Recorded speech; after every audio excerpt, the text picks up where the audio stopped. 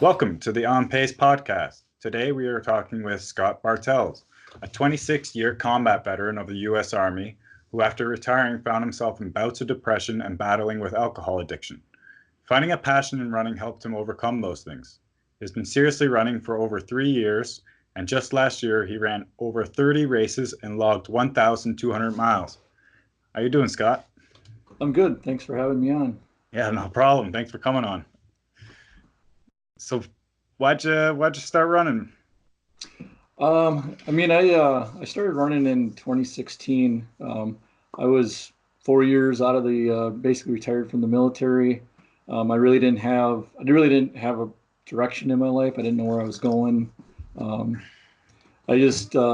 started drinking a lot, and I'd find myself drinking, by myself, whenever I had time, outside of work. Sometimes I drink on my way to work.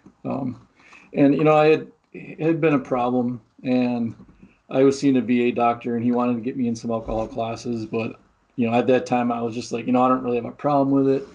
I'm just, doing my thing. And it wasn't long until I realized that, it was a problem. I drink Coors Light because the can looked like a Diet Coke can, and I could drive down the road drinking, and I didn't see a problem in that really.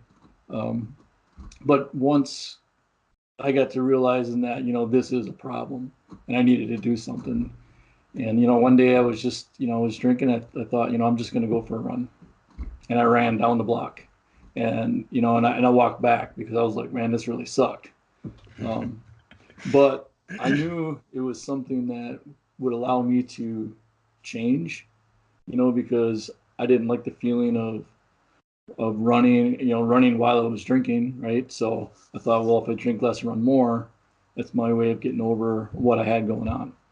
So, I replaced my drinking, my running. I ran more, drank less. I felt good.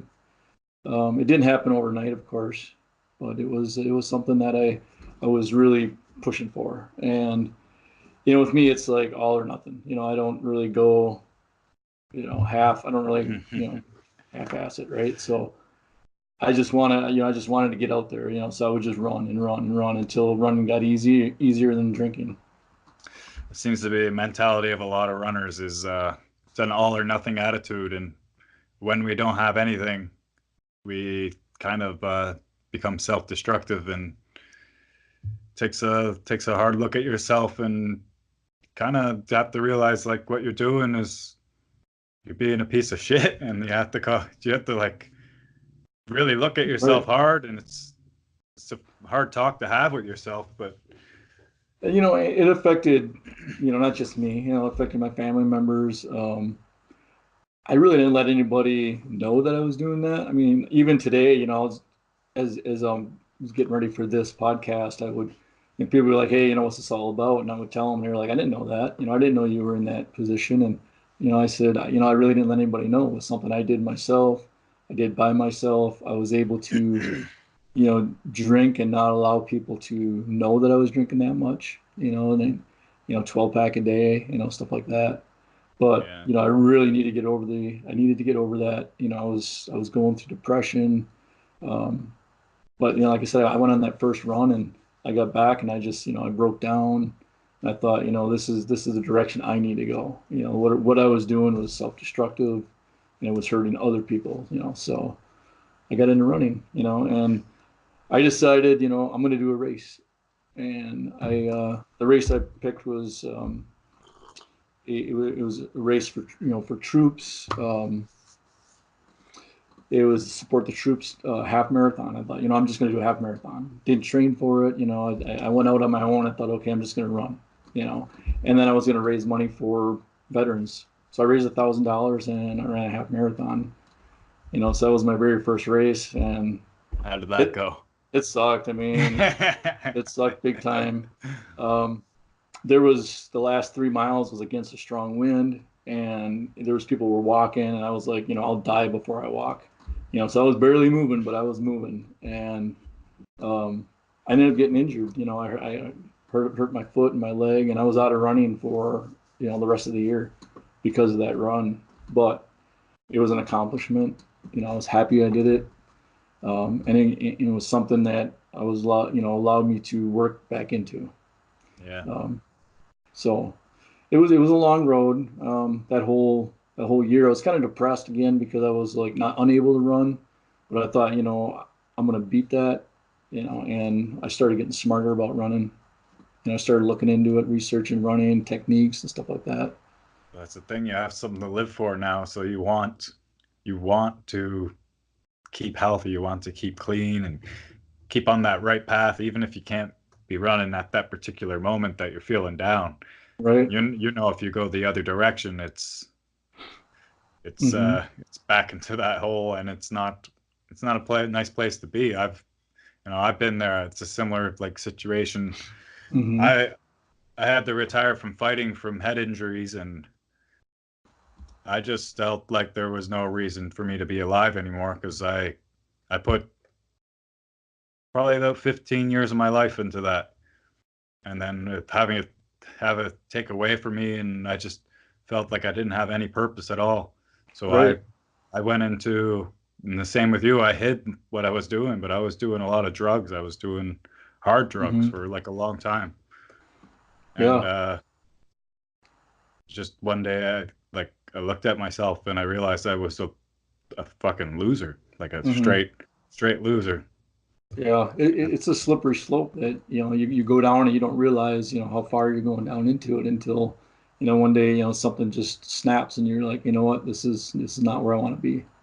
And then Um, just correcting that and doing something to make it better. hmm. So Yeah. So so that running was it. then now it's like pretty much your life. If you've done 30 races or 30, what was it, 32 races last year? 32 races last year. Yeah. So, I just started signing up for races. And I thought, the more races I sign up for, the more motivation I have to run and train. And, I was still learning how to run. But I'm like, okay, I'm doing a 5K. I got a 5K coming up. Now I got a 10K, and I did so many races. I also got into the obstacle course races. So I did a Spartan trifecta last year. I did, a Tough Mudder terrain race. So I was doing all these races, and it was just like three a month or sometimes one every weekend. And that was just to get me into the mindset that like, okay, I got this race, and every time I went to a race, I want out to win. I was just like, I'm going to place, I'm going to win, I'm going to do whatever I can um, to get a medal or whatever. And that was my way of validating what I was doing, and why. This is what I want to do, and this is how I'm going to get there. So I ran a lot of races, and it took a lot of time, but um, I did it uninjured. And then while I was doing that, I was adding up my miles, and by the end of the year, I was at 1,200 miles, and I had a bunch of races. It's awesome.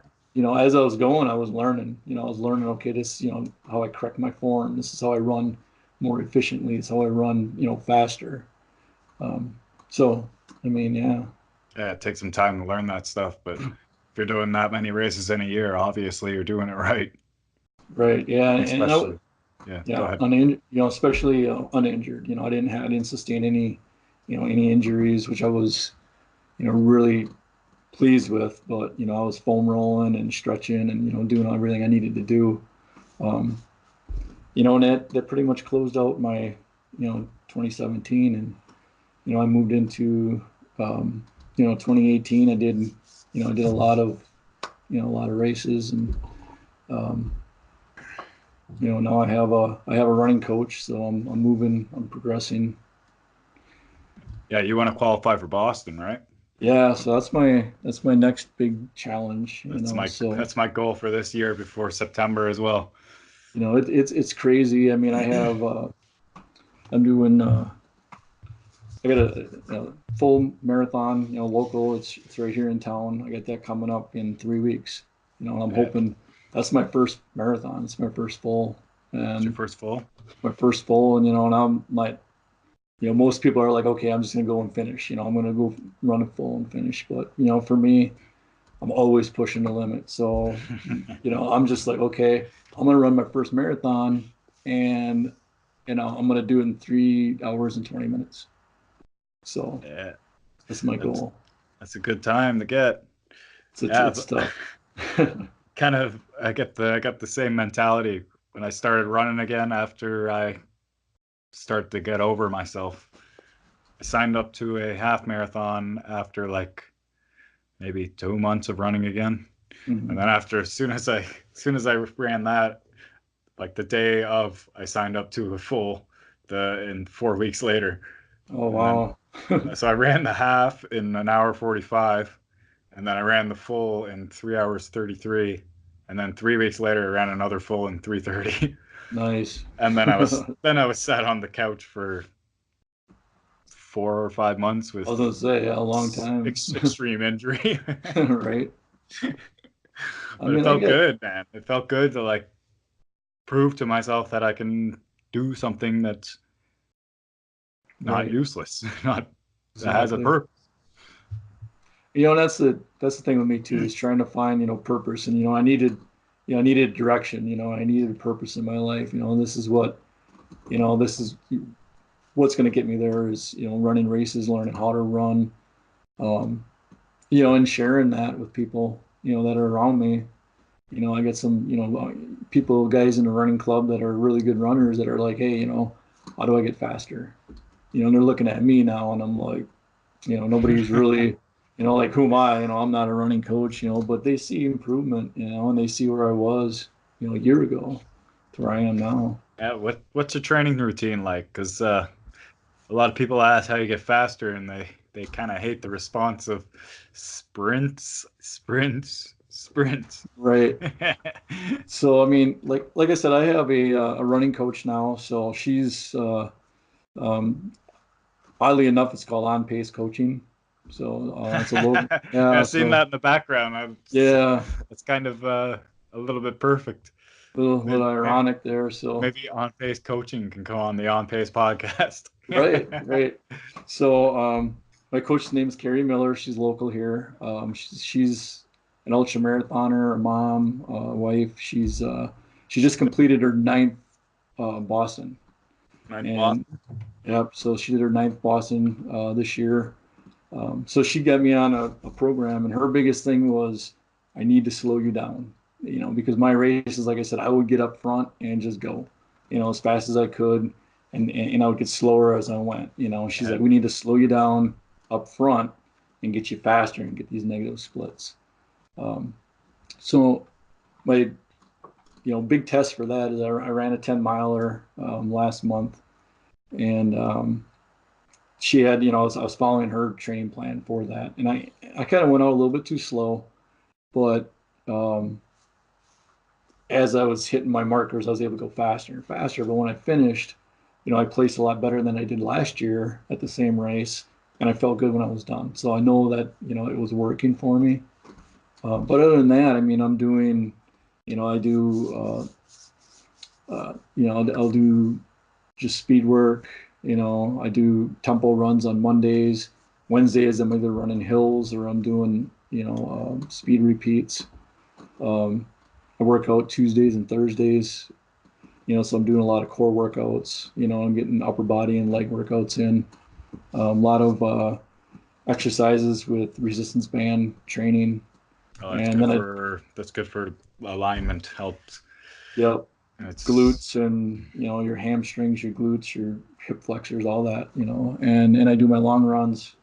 So I did my first 20 miler 2 weeks ago, and this Saturday I got a 22 miler. yeah, Yeah, 22. Wow, that's yeah. pretty far, So man. yeah, and then I'm gonna start tapering down. So that'll bring me 2 weeks before the full. 2 weeks taper. Yeah. So you're So hoping to hit that 3 hour 20 mark, eh? I'm pushing for it. I'm running my halves at 138. So I'm comfortable running that pace. I have never run this distance, so my 20 miler went good. I recovered quickly. A few hours after I was done with my 20 milers, my legs were fine. I was out doing stuff. So um, as long as I can get the start line healthy, That's good, I man. think I got a good shot. And when you And get yeah, go go ahead. so this race is flat and it's fast. So I know the route. you basically you already run the route then, pretty much. Yeah, pretty much. I mean, I ran the 5K and a half last year and the year before, and I've run the route for training runs. Yeah, so So it's so yep, much better to go into something knowing it sometimes. right. Um, in the last 8.5 miles is on a running trail. So it's flat. I know the mile markers. As I'm running, I've run it so many times. So I'll know where I'm at as I'm coming in. So So what exactly you came from being in the army, right? Like yeah. what was the shock of retiring, and how did that, Well, because I know a lot of army or ex or veterans that have pretty serious problems with depression, right? yeah, yeah. It is. It's an epidemic. And I mean, like when you're in the service, whether it's the Army or Marines, any branch of the service, you have a set, regimen. You know what you're going to do. You're around, people that are doing the same thing as you. Your buddies are there. Um, when you get out, you become an average Joe, really. I mean, you're doing a 9 to 5 job. You're living your life, but you really don't have the camaraderie. Your buddies that are back home are just, I mean, they're your friends, but they don't have the same, background that you had. They don't have Yeah. the same experiences, so you really can't share those experiences. And I was out a few years, and I joined a veterans group, local veterans group, and I've been doing that ever since I got out. So I work with local veterans groups, and we help veterans in need. Our big focus is on preventing PTSD. So we put in a lot of volunteer hours. So when I'm not working and running, I'm volunteering. Oh, that's good, man. Yeah, so it gets us back into the whole mindset of being with people that you served with or that have been serving, and that helps. We come across, we help veterans that have problems, and we just pull them in. We're like, look, we're all here for you. And veterans do have they have a problem asking for help. They're too proud. They don't want to ask for help. Right. So Hey, I know all about that. It's you're supposed to right. be strong and got that iron will, Yeah. and you're not supposed to have that weakness. Yeah, and But it's tough. It's tough to ask for help, and I have, I always had a hard time with it. I'm more like I can fix myself. I don't need like my VA doctor. He's like, look, we need to get you alcohol classes, and I'm like, no, I can fix myself. And a lot of people, they never get to the point where they actually fix themselves. They talk about it like, okay, tomorrow I'll do it. Tomorrow I'll do it. And you have to do it today. You just have to get out there and be like, look, enough. And unfortunately, everybody can't do that, and we try to help them with that. just giving somebody the direction helps a lot, and Right. especially like a story like yours, it helps because Mm-hmm. a lot of people they feel like that helplessness also. Like I don't know what to do to fix this, It and is. and unfortunately, if you're listening, the only way to fix something like that is to take the hard route and actually go do something that's going to change your life. Rather change your body, change your mind.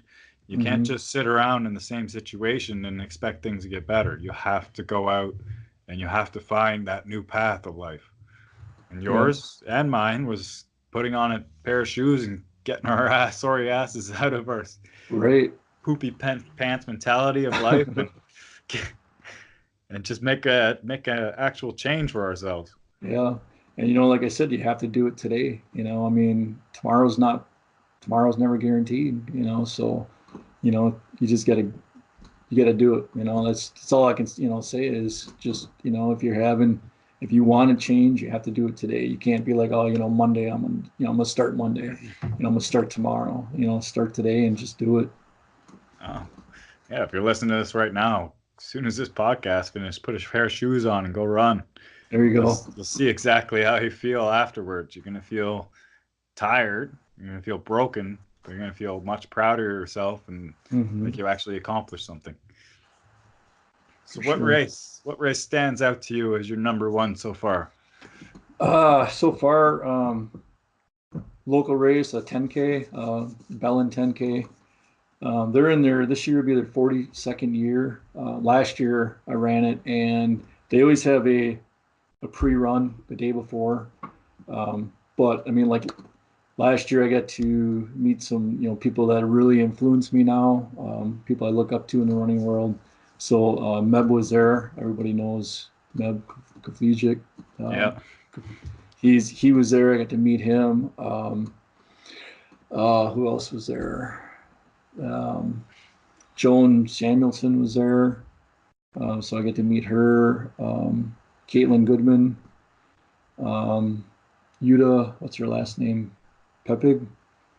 So they were all at this race last year, so I got to run with them on the pre-race.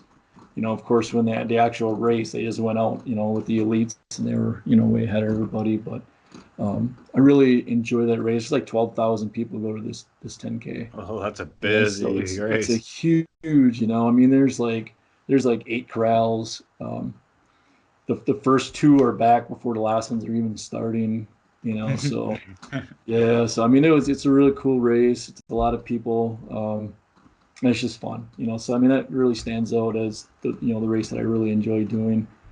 Um, it, it can be sometimes a little overwhelming because there are so many people, and you end up running. You're weaving through people in the beginning. But it's fun because you can high five people, and they got a huge support staff. So yeah. That sounds awesome.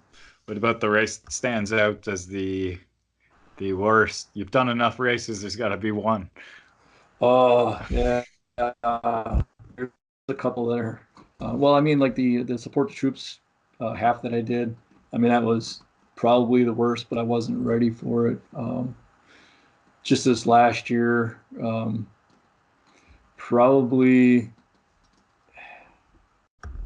I'd say one of the half marathons I did because it was raining. It was a local race. It was cold. Just I mean, it was like super cold out. It's in the fall. It's one of our fall races, and it was just it was bitter cold. It was raining. It was pouring out when it started, and it just kind of slowed down to a drizzle by the time we were done. But I mean, I'd say it was easily in the 30s. So yeah, I'd say that was probably one of the worst. I mean, because you're running through puddles that are 2 inches deep, and your feet are soaked, and your hands are everything's just wet and miserable. So you work a full-time job now? Yeah, yep. Yeah, I work full time. Full-time, and you to fit all your running in and also helping other people. How do you make time Yeah, for all that? it's really tough. I mean, I'm working anywhere from 8 hours to 10 hours a day, Monday through Friday. I have, I have call-in phone conference meetings twice a month with one of my charities that I work with.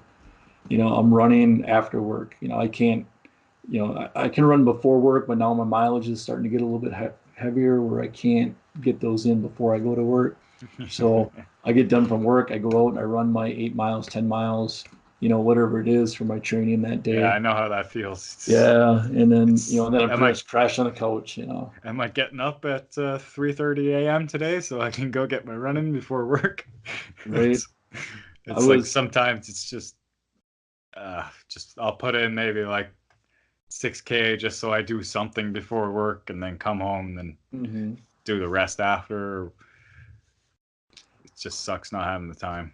Yeah. And I'm about 5 miles from my work, so last year, and I'll be starting here soon now that the weather's getting nice as I bike into work, so bike in, bike out, and then go do my running. Um, so that's, something I have to, just see if I can work into my schedule. I'm going to do a try this year as well. So, a triathlon sprint, it'll be my first time doing that. So, Yeah, I I was mean, just talking to a triathlon coach.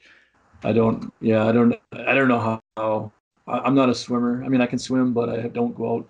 My swimming pretty much is like just hanging out in the water with friends and, talking and, whatnot.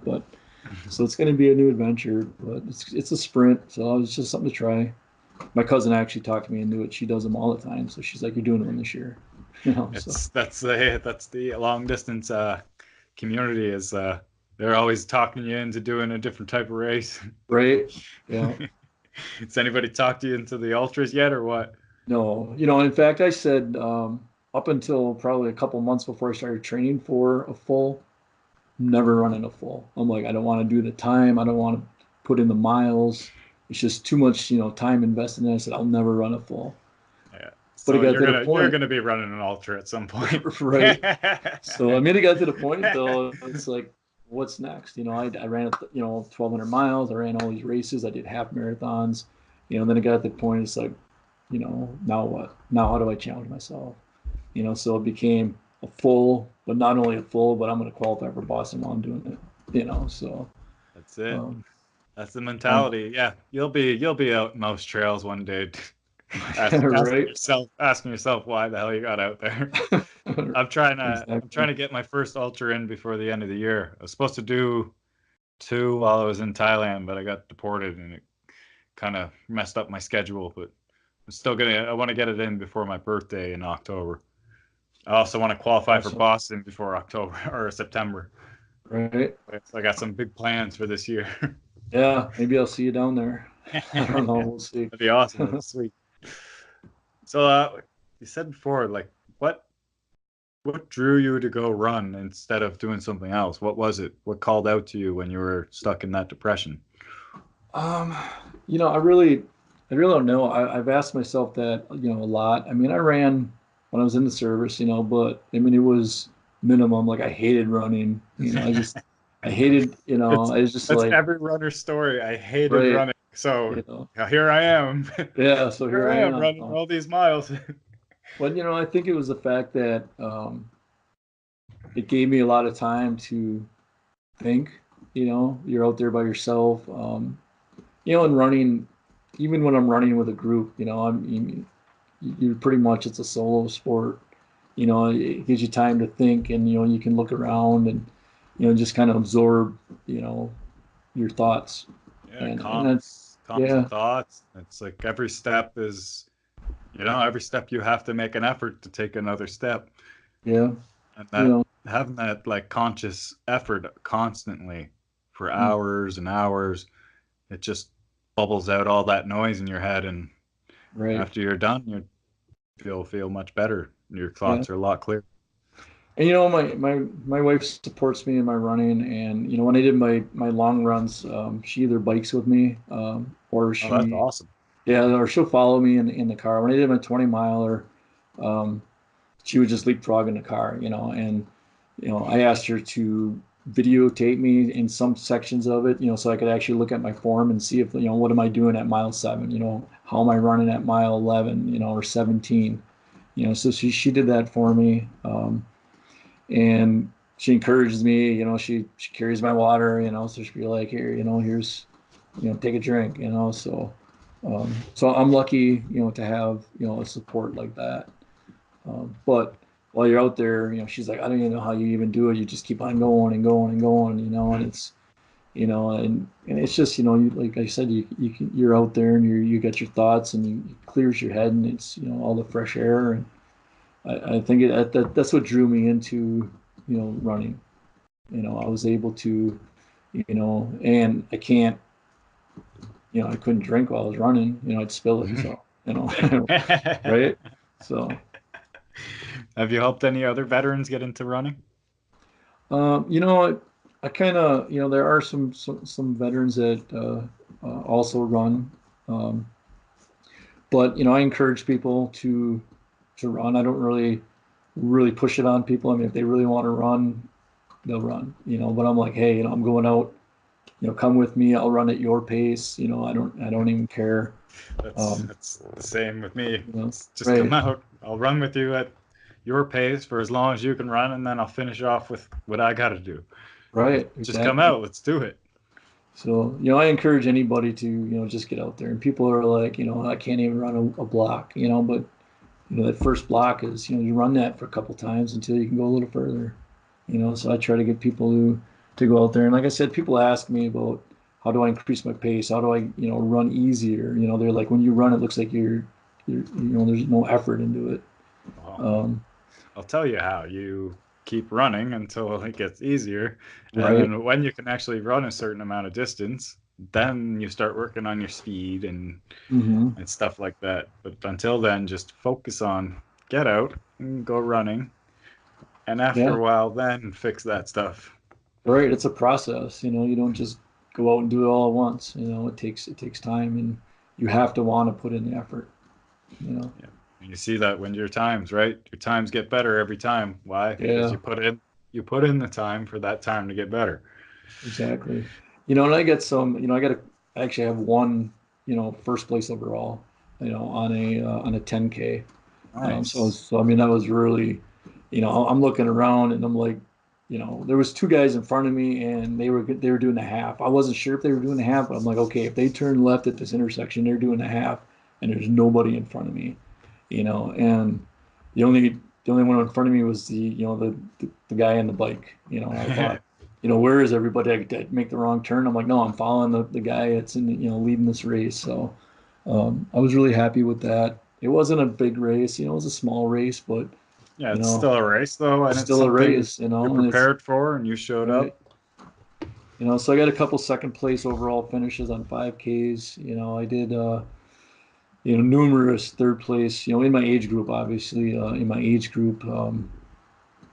So I mean, I enjoy the feeling of accomplishment, that, I went out there and, I did it. Then I get people in my age group be like, when are you going to get out of my age group? I want to win, I want to take third, I want to take second. Um, so I was just like, I just got to get faster. Come run with me. I'll teach you how to get faster. So, What kind of message do you have for other veterans? I mean, you gotta have the right mindset. Don't let things in your past, leave them in the past. Just you know, clear your head. And if you need help, ask for it. I mean, there's so many people out there. We have so many programs, and we're begging for veterans that let us know that you're hurting, or let us know that you have something going on, or you need help, and we're gonna find somebody to help you. So don't be afraid to ask. Don't be afraid to put yourself out there.